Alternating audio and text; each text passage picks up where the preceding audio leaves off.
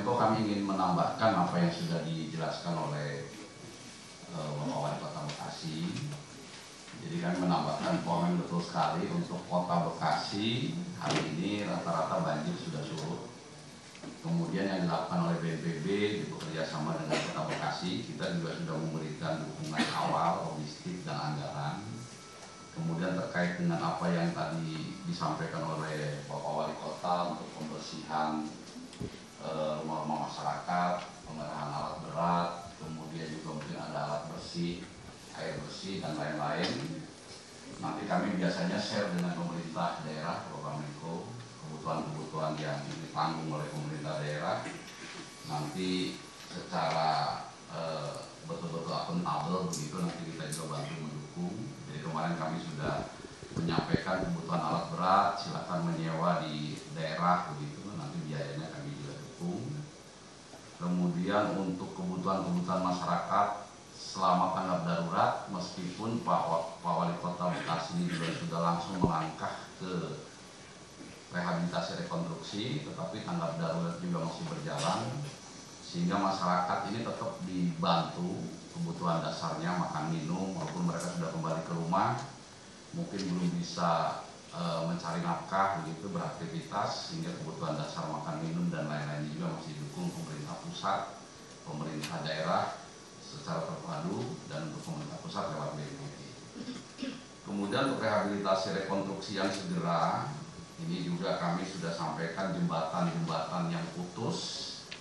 Ada beberapa mekanisme ini, kalau yang bentangannya cukup besar, kami juga sudah koordinasi dengan TNI. Kami sudah kerahkan juga jembatan-jembatan beli. Yang sudah dipasang sekarang adalah jembatan yang putus di Cisarua di Bogor, di Kabupaten Bogor. Nah, seandainya nanti di Kota Bekasi pun ini membutuhkan, nanti tolong Pak Kasdim segera berkoordinasi dengan Korem, dengan Angkatan Darat. Angkatan Darat sudah sangat paham ini.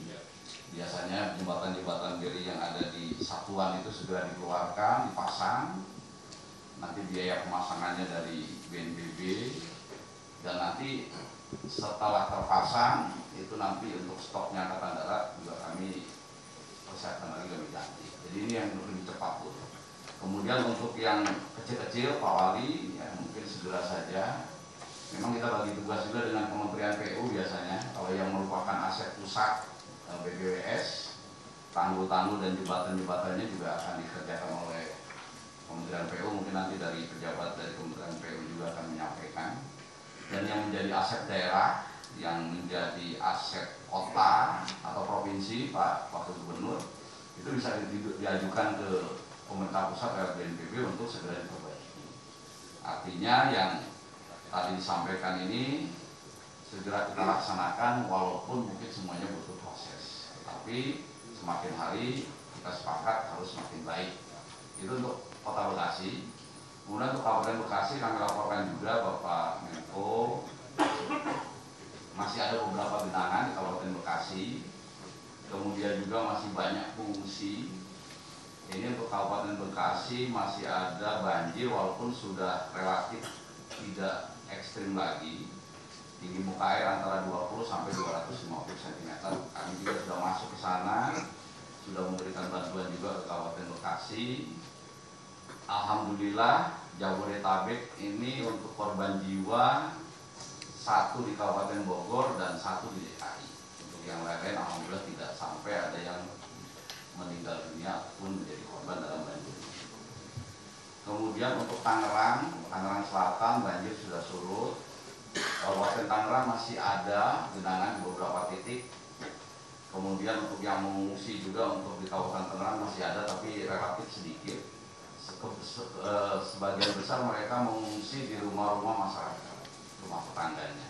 Kami pastikan juga ini bahwa Menko kebutuhan-kebutuhan dasar dari masyarakat terdampak tidak hanya di Kota Bekasi, tetapi sampai Kabupaten Tangerang juga kita dukung. Dan sampai saat ini memang untuk kebutuhan dasar makan minum belum tidak ada keluhan. Kalau nanti Bapak Menko mungkin berdiskusi atau menyampaikan ke masyarakat, biasanya mereka kami pastikan untuk makan minumnya terjamin. Hanya keluhannya minta vitamin, minta obat, kadang-kadang minta pakaian dalam sudah basah, begitu. Itu pun secara terus-menerus secara temporer kami dukung. Untuk DKI juga dari 122 RT DKI yang terendam banjir, ini sebagian besar wilayah sudah surut, Bapak Menko. Jadi ada beberapa genangan yang masih ada, ini tingginya tidak sampai 1 meter. Mungkin kebun pala yang kemarin mungkin viral di mana-mana ini juga sekarang sudah surut. Kemudian Kabupaten Bogor itu ada 7 jembatan yang putus, Bapak Menko. Ini juga mohon kami infokan kepada Kementerian PU. Tetapi rata-rata itu menjadi aset daerah. Nah, kami sudah bagi tugas dengan Kabupaten Bogor, ada jembatan yang putus bentangannya sampai 25 meter. Sekarang sudah sampai 3 hari lalu dipasang oleh Batalon Sipur 3 dari jembatan Beli, ada dua titik. Kami koordinasi dengan Angkatan Darat dan Mabes TNI. Yang 5 lagi secara swadaya sedang dibangun oleh pemerintah Kabupaten Bogor. Nanti anggarannya melalui mekanisme hibah rehabilitasi rekonstruksi, nanti pengajuan dari Kabupaten Bogor dilewatkan ke BNPB, BNPB mengajukan kepada Kementerian Keuangan. Nanti setelah tapi Kabupaten Bogor kami informasikan atau kami laporkan, sementara untuk anggarannya masih cukup karena mempunyai sisa biaya tidak terduga di tahun 2024 cukup besar. Kemarin kami dapat informasi dari Bapak Bupati Kabupaten Bogor. Untuk Kota Bogor ada beberapa longsor, 3 titik longsor yang juga sudah tertangani. Kemudian Kota Depok juga ada banjir tetapi tidak parah, sekarang sudah surut. Nah, sekarang yang masih perlu penanganan di samping Kota Bekasi ini, Bapak Menko, ada di Kabupaten Karawang, Pak Wakil Gubernur. Itu masih ada 375 jiwa yang mengungsi. Banjir memang sudah relatif lebih surut, tetapi masih ada genangan. Ini memang setiap tahun Karawang ini. Dan mungkin kalau berkenan nanti habis dari Kota Bekasi, Bapak Menko juga bisa menengok ke sana sebentar. Kemudian untuk dukungan-dukungan yang dari BNPB, seperti yang kami laporkan, rata-rata di semua Jabodetabek kami sudah sampaikan. Ini dukungan awal, Bapak Menko.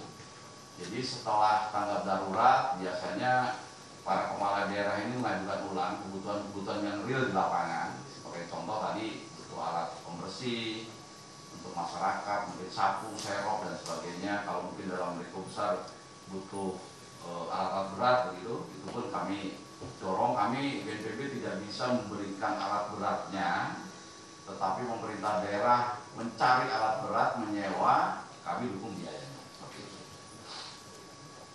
Itu mungkin tambah dari kami, Bapak Menko.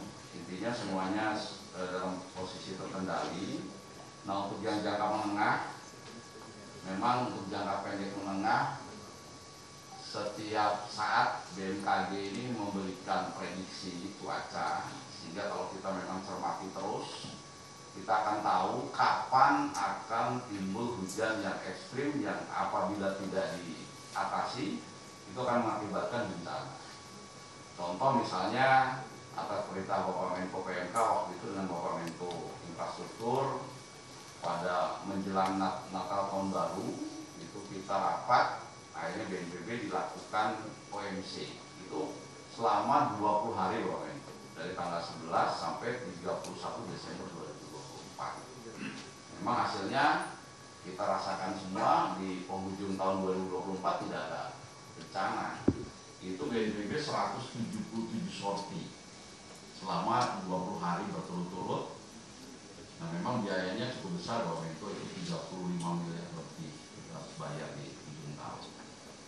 Nah, sekarang baru tanggal 4 sampai 8 yang kita lakukan setelah terjadinya banjir, kita sudah melakukan 7 kali penerbangan.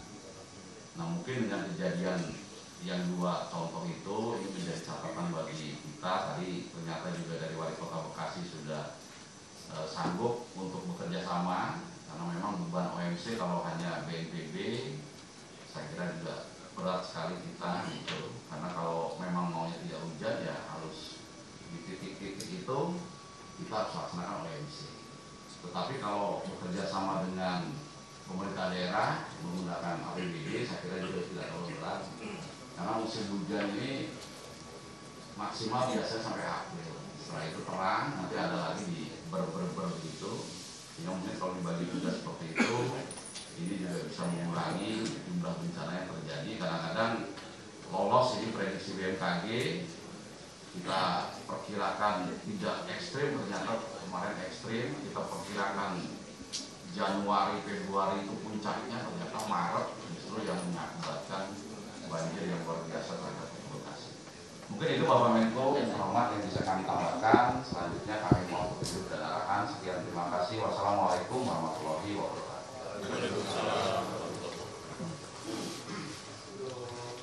Selanjutnya arahan dari Bapak Menko PMK Pak Ratno untuk memberikan arahan kepada kita semua.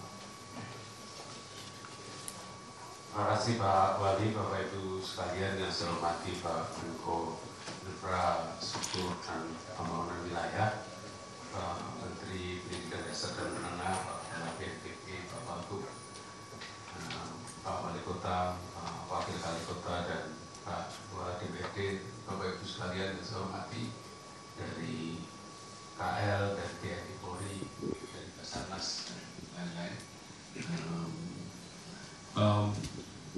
Saya kira apa yang tadi sudah disampaikan oleh Pak Wali maupun Pak Kepala BNPB bahwa ini memang tanggap darurat masih jalan, harus tetap dijaga.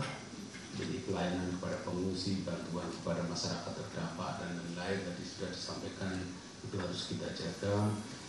Tapi pada saat yang sama kita juga langsung masuk di tahap rehabilitasi di beberapa lokasi. Pemulihan jembatan, fasilitas umum. Jadi nanti Pak Menteri Dikdasmen pasti sangat berkepentingan untuk sekolah, ya, rumah ibadah dan lain-lain, termasuk pemulihan kampung dan lain-lain. Itu nanti apa yang perlu kami bantu juga Pak, apakah tapi yang terutama yang infrastrukturnya sangat kuat kan di bawah Pak Menko Infrastruktur, jadi nanti bisa dikerahkan dari kementerian-kementerian di pusat dan juga dari tetangga, daerah tetangga gitu. Tapi yang ingin saya tekankan adalah ya ini krisis yang di luar dugaan gitu. Jadi ini harus sama-sama Pak Menko, kita sama-sama, Pak Kepala BNPB, Pak Wali, Pak Gub, ya kita hack the crisis lah. Kita hack the crisis, kita baca krisis ini. Krisis ini kayak seperti kita membangunkan kita bahwa ada sesuatu yang fundamental yang harus kita beresin itu. Jadi krisis ini justru menjadi kekuatan besar bagi kita, bagi Pak Wali, Pak Gubernur, untuk bagi kita semua di pemerintah pusat untuk melakukan pembenahan yang fundamental. Jadi banyak hal di saat krisis justru kita menjadi lebih tangguh. Ya contohnya COVID lah. COVID itu pembelajaran yang luar biasa ke kita, menjadi mekanisme kelembagaan, pembenahan pengambilan keputusan, sinergi luar biasa. Itu saya kira tidak salah satu penggalan sejarah yang menunjukkan bahwa Indonesia adalah bangsa yang sangat kuat, itu adalah pada saat kita COVID. Jadi intinya adalah ya krisis harus kita hadapi, hack the crisis, kita baca krisis. Oleh karena itu nanti di luar yang tadi tanggap darurat harus tetap jalan, rehabilitasi harus tetap jalan. Ini makin melanjutkan yang sudah kita bicarakan antara dua Kemenko sebelumnya, bahwa penanganan bencana membutuhkan kekuatan infrastruktur. Jadi oleh karena itu dengan logika hack the crisis itu satu jangka pendek ya gimana kita mau nggak mau dalam jangka pendek ya operasi modifikasi cuaca harus selalu siaga.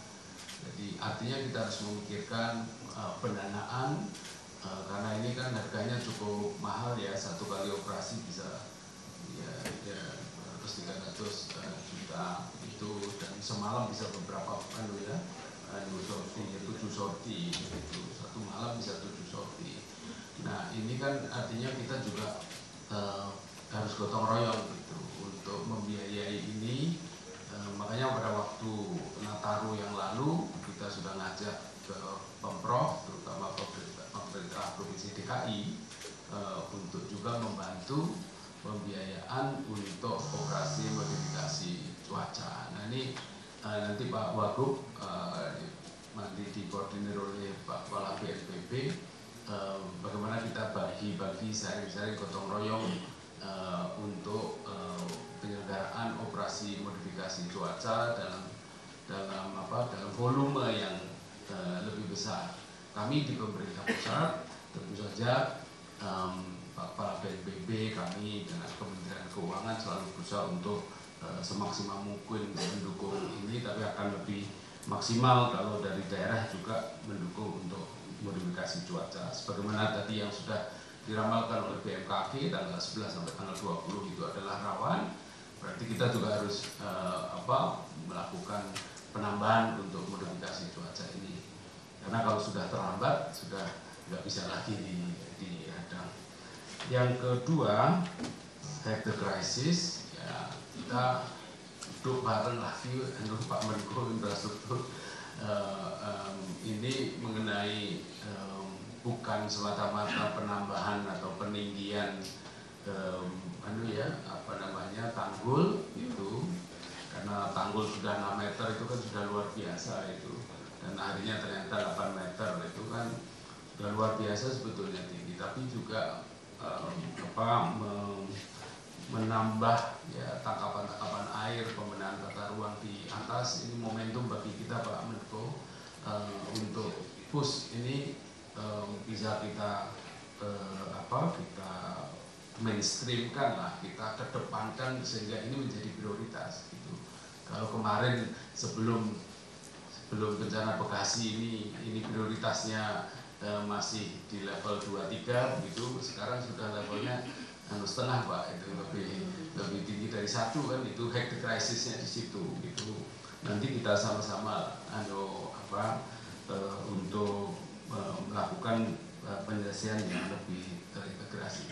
Jadi ini Pak Menko Infrastruktur ini sudah kita duga sejak awal, kita sudah berkoordinasi mengenai ini, dan ini adalah momentum untuk melakukan pembenahan yang lebih fundamental di kawasan-kawasan atas, termasuk tadi yang di bawah ya, karena sudah direncanakan. Kalau kita lihat dari visi-visi yang Pak Presiden juga sudah muncul itu tanggul laut giant seawall di pantai utara Jawa itu, bukan hanya di Jabodetabek tapi juga di pantai utara Jawa secara keseluruhan, karena ini juga terjadi di Jawa Tengah, di Semarang, Pekalongan, Demak, dan seterusnya yang juga cukup parah mengenai ini, apalagi dihadapkan pada tantangan climate change, perubahan cuaca. Saya kira itu saja dari saya. Nanti kami di pemerintah pusat, kami di Menko PMK dan Pak Menko Infrawil akan terus duduk bareng untuk krisis membuat penyelesaian yang lebih fundamental. Saya kira itu Pak Wali dari saya. Terima kasih. Terima kasih Pak Menko atas arahannya. Mudah-mudahan dengan menaikkan status penanganan ini akan menjadi satu kabar gembira yang buat keluarga masyarakat Kota Bekasi.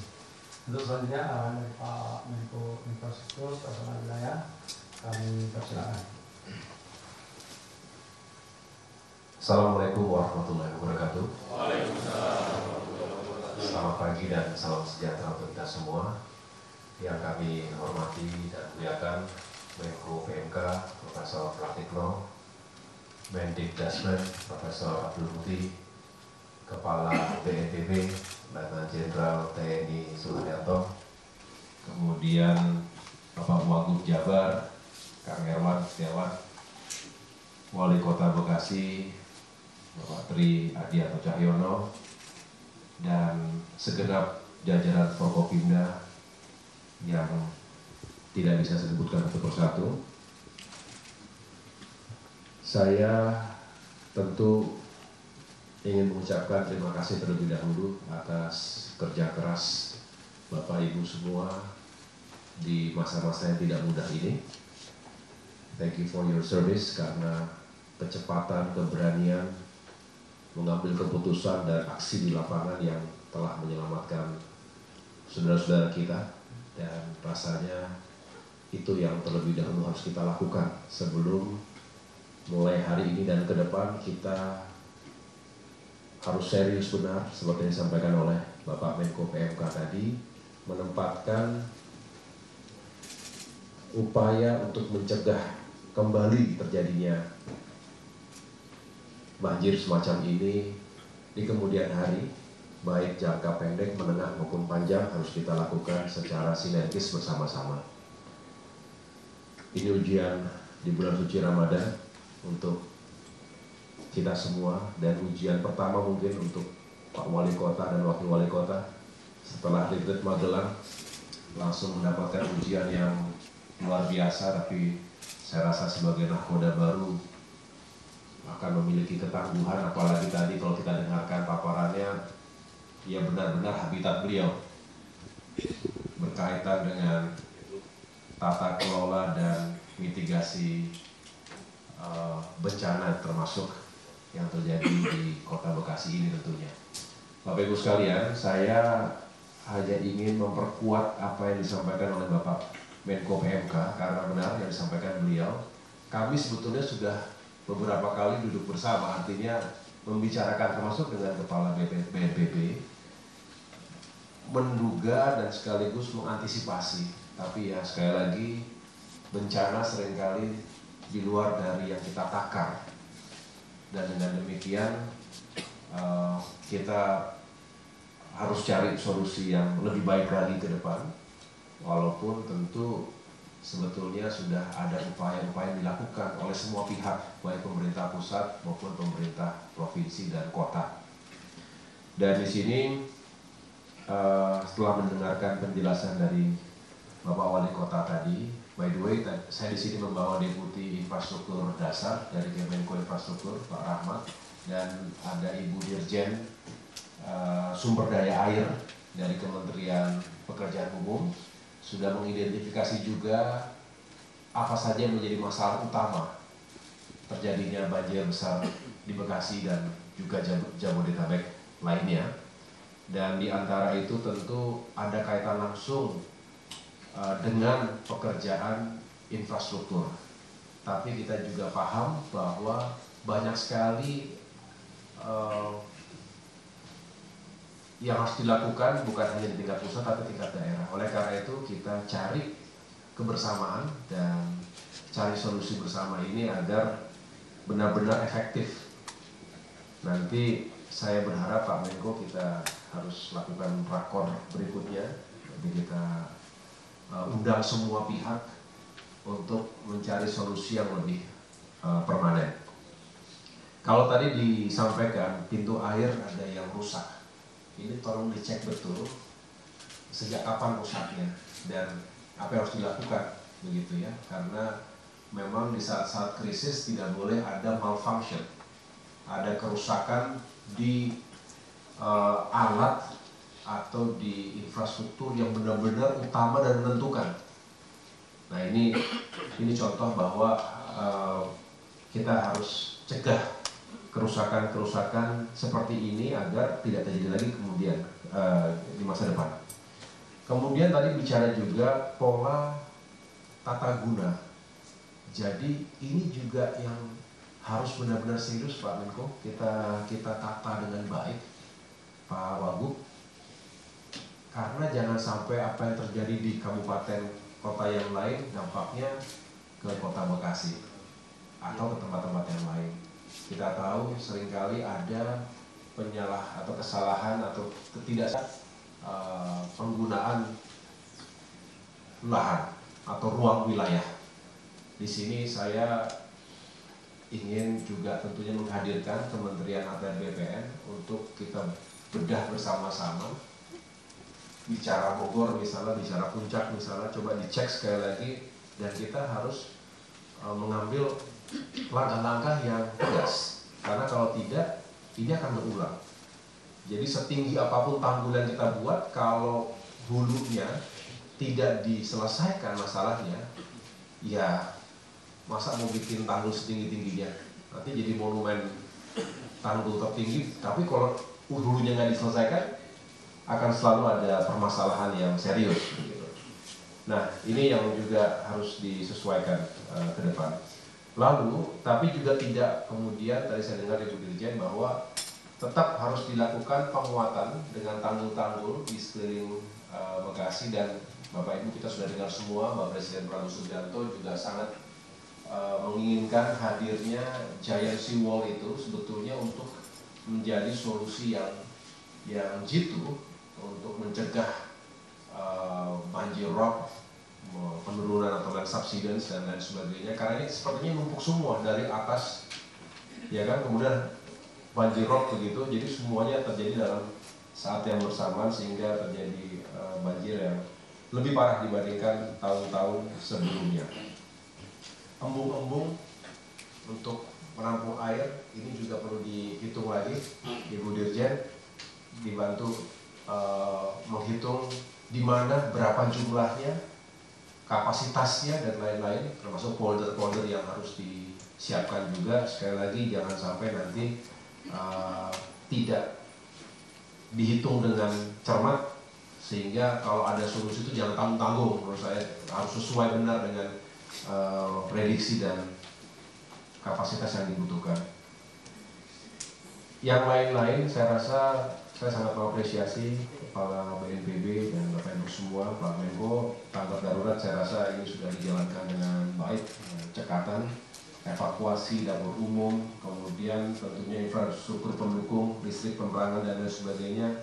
Dan memang rekayasa atau operasi modifikasi cuaca ini memang harus menjadi andalan juga dalam menghadapi krisis iklim, cuaca ekstrim yang kita seringkali juga hanya mendapatkan konsekuensi itu apa yang terjadi di dunia. Oleh karenanya memang pendekatan operasi modifikasi ini saya rasa juga harus dikedepankan. Cost-nya kita berbagi Bapak Ibu sekalian, mudah-mudahan bisa terus dilakukan, terutama nanti di tanggal berapa, 11 ya, sampai dengan 20 Maret yang diperkirakan menjadi puncak curah hujan di Jabodetabek ini. Untuk sekolah-sekolah tadi Pak Mendik Dasmen ada lebih dari 114 sekolah. Ini juga harus kita perhatikan anak-anak kita, sehingga nanti alat-alat kebersihan, karena tadi dibayangkan seperti dia pasti masih berantakan sekali ya, padahal suasananya mau ujian lagi Ramadan begitu. Jadi memang kita harus staff betul, Bapak Ibu staff, dan mudah-mudahan bisa segera dilakukan pembersihan sehingga kotanya kembali beraktivitas lebih normal lagi. Jembatan-jembatan putus, langkah cepatnya memang dengan jembatan Deli punya angkatan darat, tapi nanti juga dihitung lagi Pak untuk membangun jembatan yang lebih permanen. Nanti kita juga bantu hitung dari Kementerian PU ya. Dengan demikian harapannya tidak terlalu mengganggu mobilitas masyarakat termasuk barang ketika ada jembatan yang sudah sangat membahayakan. Kita harus perbaiki dan perkuat lagi. Saya rasa itu Pak yang dapat saya perkuat dari apa yang disampaikan oleh Bapak Menko PMK. Kami dari Kemenko Infrastruktur tentunya siap dan ingin terus memberikan dorongan, dukungan. Kami ingin memastikan juga bahwa ketika kita merencanakan sesuatu yang baik untuk masa depan Indonesia, tapi di depan mata kita yang lebih urgent adalah membantu rehabilitasi dan rekonstruksi daerah dan masyarakat pasca bencana, karena justru mereka lah yang harus didahulukan sebelum kita berpikir yang lainnya. Tapi tentu kita juga berpikir jangka panjang agar ini tidak terulang lebih buruk lagi di masa depan. Demikian yang dapat saya sampaikan. Terima kasih sekali lagi. Saya kembalikan kepada Pak Wali Kota.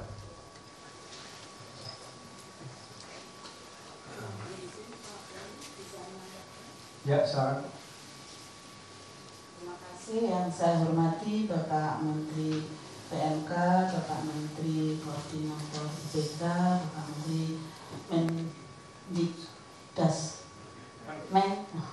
Bapak Wakil Gubernur, Pak Wali Kota, dan Wakil Kota, dan seluruh yang hadir. Tidak bisa kami sebutkan satu persatu, saya hanya menambahkan apa yang telah disampaikan, bahwa kami bertanggung jawab di teknis ya, dan untuk masalah publik dan sosial ini memang kami mohon bantuannya dari teman-teman Pemda ya, karena mereka memang yang bertanggung jawab untuk masalah teknik masalah sosial maupun publik ya. Yang kita akan lakukan untuk jangka panjang adalah melanjutkan tanggul yang memang belum terselesaikan.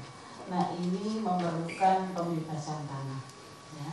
Nah, ini mungkin yang perlu menjadi perhatian, baik untuk yang sistem di Kali Bekasi maupun yang di sistem Ciliwung ya, karena di Ciliwung juga ada beberapa tempat yang memang harus segera pembebasan tanahnya dilakukan, karena desain kami sudah siap Pak, dan ada beberapa sudah ada di DIPA gitu ya. Ini yang tentunya kita memerlukan kerjasama gitu ya. Nah, ada juga masalah sosial yang lain adalah terutama kemarin yang di Cisarua Pak. Itu hunian memang di sungai Pak, bukan di bantaran lagi gitu. Nah ini yang kita pikirkan adalah bagaimana relokasi gitu ya. Kita sudah mungkin nanti dari Pemda menyiapkan tempat relokasinya di mana. Kemudian kita sudah bekerja sama dengan Kementerian Perumahan Pak, agar mereka nanti yang membangun gitu. Jadi ini betul sekali Bapak, kita harus koordinasi. Kemudian juga kalau di Bekasi ini ada tanggul kita yang dipakai fondasi untuk rumah Pak. Nah ini yang mungkin juga harus ditertibkan gitu. Ini mungkin yang memang tidak gampang Pak, tidak simple gitu ya. Tetapi kalau kita bersama-sama, insya Allah kita bisa menangani hal-hal tersebut gitu. Dan perlu kami laporkan, yang mohon maaf karena Pak Menteri maupun Bu Wamen tidak bisa hadir sendiri di sini, sehingga menugaskan saya untuk ke sini Pak. Kami laporkan bahwa kami telah di waktu darurat sudah melakukan ada beberapa sandbag, mobile pump, kemudian perahu karet, tangki air gitu ya, hidran gitu, hidran umum kita sudah lakukan. Kemudian sekarang ini kita sedang melakukan beberapa darurat ya, penanganan darurat yang memang harus segera kita lakukan. Nah, untuk jangka panjangnya kami tidak bisa sendiri Pak. Ini yang perlu nanti kita bisa dirapatkan siapa berbuat apa dan kapan, karena ini momentum betul Pak, ini momentum. Kadang-kadang kalau orang banjir itu susah Pak, tapi begitu lama gitu yang balik lagi ke situ lagi gitu Pak. Ini yang bagaimana kita mengedukasi bahwa sempadan itu memang air itu punya jalannya sendiri gitu loh. Kalau dia sudah jalannya diganggu ya tadi, makanya namanya sumber daya air itu, karena kekuatannya memang sangat luar biasa Kak. Nah, saya juga ingin sampaikan bahwa mungkin jadi pertanyaan orang, Bali, Ciawi, Sukamahi, Sudetan apa nih gitu ya. Nah ini sudah menunjukkan kinerjanya Pak, karena dengan curah hujan yang cukup tinggi itu di Ciawi sudah bisa menahan air sejumlah 2,2 juta ya, 2,3 juta meter kubik Pak. Jadi sudah sangat luar biasa kita tahan di sana. Kemudian untuk Sukamahi 300.000.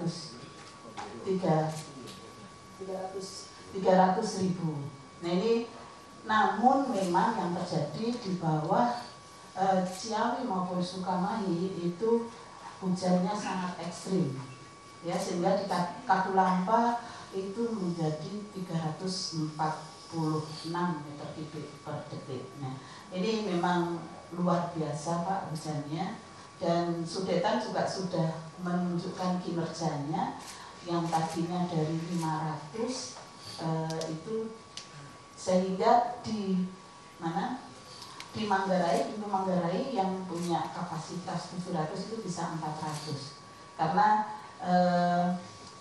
Manggarai itu menjadi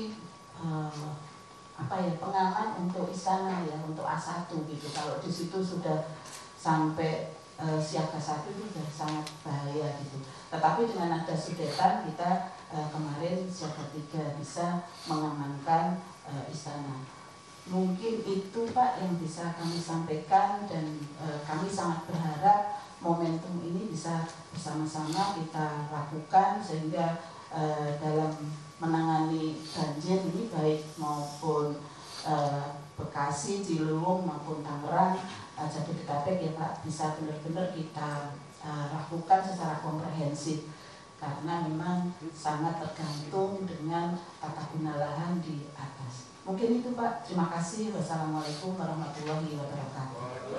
Terima kasih Bu Dirjen. Saya kira ini menjadi catatan-catatan tambahan dalam rangka pengayaan kita untuk dalam rangka merumuskan dan tindak lanjut gerak di antara kita semua, apa yang mesti kita kerjakan, siapa yang bertanggung jawab, dan apa kita akan melakukan secara bersama-sama.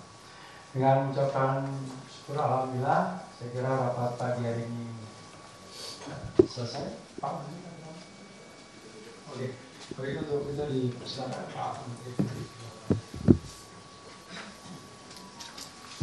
Terima kasih Bapak. Assalamualaikum warahmatullahi wabarakatuh. Selamat pagi, salam sejahtera untuk kita semua. Yang terhormat Bapak Menko PMK, Bapak Menko Infrastruktur, Bapak Kepala BNPB, Pak Wakil Gubernur Jawa Barat, Bapak Wali Kota, serta seluruh peserta rapor yang saya muliakan. Kami menyampaikan sekilas saja laporan dari tim kami yang melakukan pemantauan di lapangan terkait dengan kondisi sekolah-sekolah yang ada di Bekasi. Nanti bisa di-cross-check Pak. Di data kami ada 114 sekolah yang terdampak. Sudah ada perinciannya yang berat dan yang ringan, termasuk juga nominal kerusakan secara biaya yang mungkin nanti bisa kita lihat untuk kita lakukan langkah-langkah cepat. Kemudian informasi tambahan di Bogor ada 18 Pak yang terdampak. Jadi yang di sini 114, di Bogor 18. Nah, untuk langkah cepat ini kami sudah menyiapkan bantuan untuk family kit untuk SD 100 paket, kemudian school kit untuk PAUD 50 paket, SD 50 paket, kemudian SMP 75 paket dan SMA 25 paket. Kemudian voucher untuk PAUD 10 voucher masing-masing 25 juta, kemudian SD 4 voucher masing-masing 20 juta, kemudian SMP 10 voucher masing-masing 25 juta, dan SMA 10 voucher masing-masing 25 juta. Kemudian untuk tenda besar itu ada satu paket tenda besar untuk SD. Karena kami melihat ada satu SD di dalam data kami memang dampak kerusakannya sangat besar. Yang lain-lain mungkin masih bisa kita bantu dengan dana yang ada, dan mudah-mudahan nanti setelah kita kunjungan ke lapangan dan bisa kita lihat kondisi secara real, kita bisa melakukan upaya-upaya untuk bagaimana anak-anak bisa kembali belajar. Hari ini kebetulan menurut edaran yang kami sampaikan adalah masuk pertama di pembelajaran bulan Ramadan di sekolah, sehingga mudah-mudahan nanti bisa tetap berjalan. Dan arahan Pak Wapres yang terkait dengan persiapan pelaksanaan ini, kalau sekarang masuk ujian tengah semester ya, masuk UTS, mudah-mudahan juga bisa terlaksana. Tapi kalau misalnya terpaksa tidak bisa dilaksanakan karena kondisi sekolah yang memang tidak memungkinkan atau karena fasilitas lain juga belum tersedia, kita cari skema lain agar pembelajaran dapat terlaksana dengan sebaik-baiknya. Saya kira demikian Bapak, terima kasih. Assalamualaikum warahmatullahi wabarakatuh. Ucapan terima kasih dan